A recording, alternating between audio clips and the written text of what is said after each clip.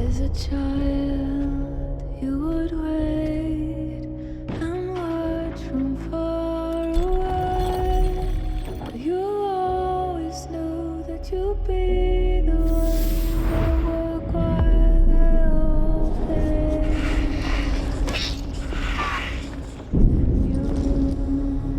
You'd lay awake at night and scheme of all the things that you would change, but it was just a dream.